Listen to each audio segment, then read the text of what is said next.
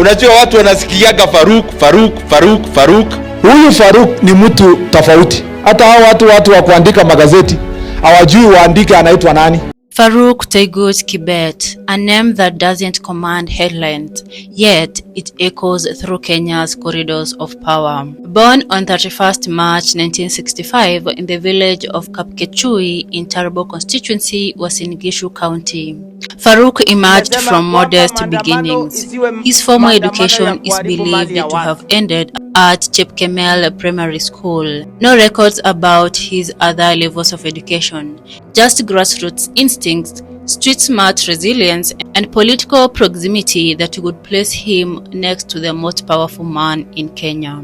His early years were shaped not in institutions but in the dusty landscapes of grassroots politics.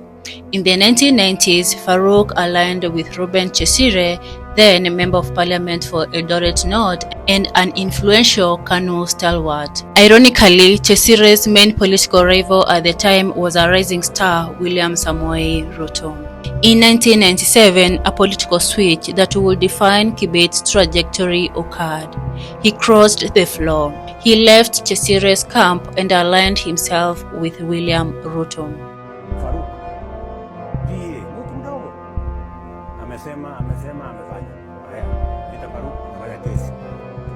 Marking the beginning of a decades-long partnership rooted in loyalty, ambition, and mutual political survival.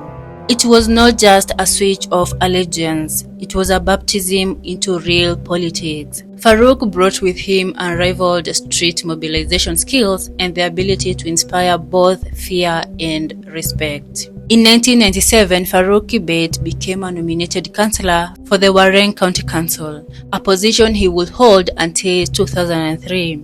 He never needed an elective seat. Power for FAROUK came from proximity to decision-making, not the ballot box. During the 2000s, KIBET will become known in political circles not just as Ruto's aide, but as the firewall controlling who had access to the man, filtering information and enforcing loyalty. Lakini huyu FAROUK sio mtu wa kiburi, ni mtu wa kunyorosha kazi. Tulikuwa tunaenda mkutano ya campaign, ukiona iko disorder kidogo unaanza kuulizana wapi FAROUK. As William Ruto rose through the political ranks from KANU youth to ODM rebel to deputy president, FAROUK KIBET was always close by, often behind the scenes. No official title, no government salary, but enormous influence. He organized rallies, selected who spoke at events, and even moderated who sat near Ruto. Ministers, MPs, senators, none could bypass FAROUK. At public events, he whispered into the president's ear. At private ones, he determined who was in the room. Despite his shadowy role in government, FAROUK's presence in the community has always been visible. Tumesema kwamba maandamano isiwe maandamano ya kuharibu mali ya watu.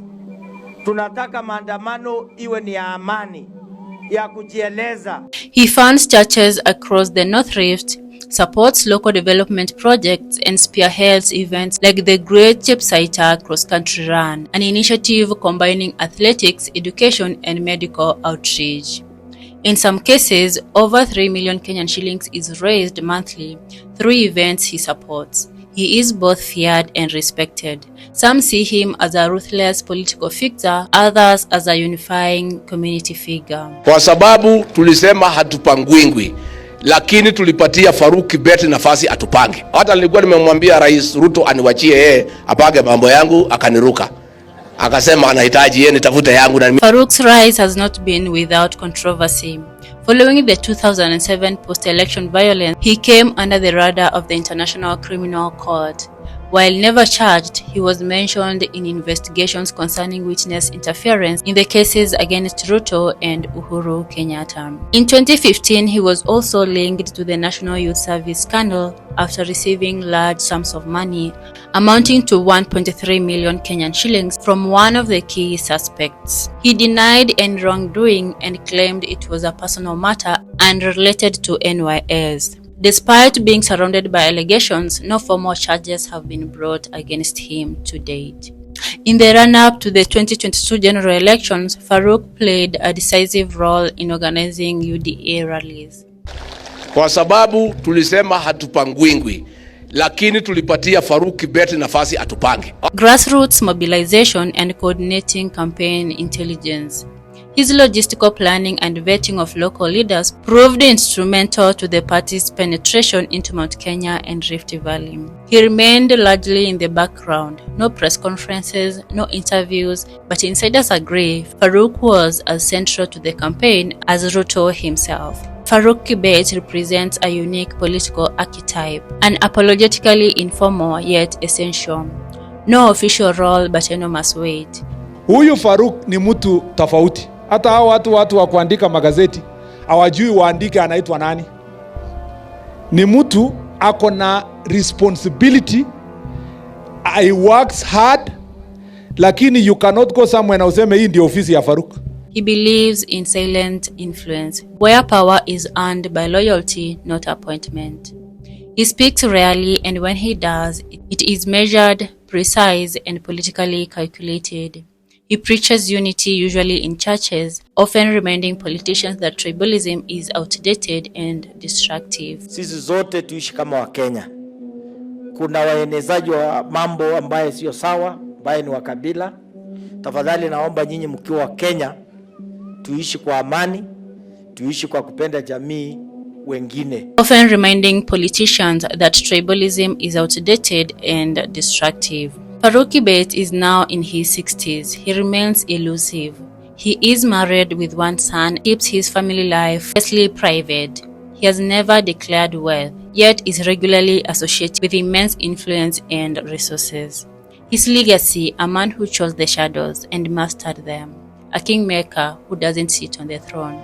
A footnote in public but a headline in private. In Kenya's political theater, FAROUK KIBET is the man behind the curtain. A fixer, a faithful friend, a feared gatekeeper.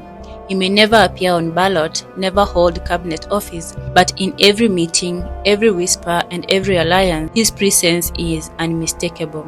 He is the man you don't vote for, but who might just decide who wins. Tumesema kwamba maandamano isiwe maandamano ya kuharibu mali ya watu. Tunataka maandamano iwe ni ya amani. FAROUK KIBET is not just a figure. He is an institution of power without public mandate.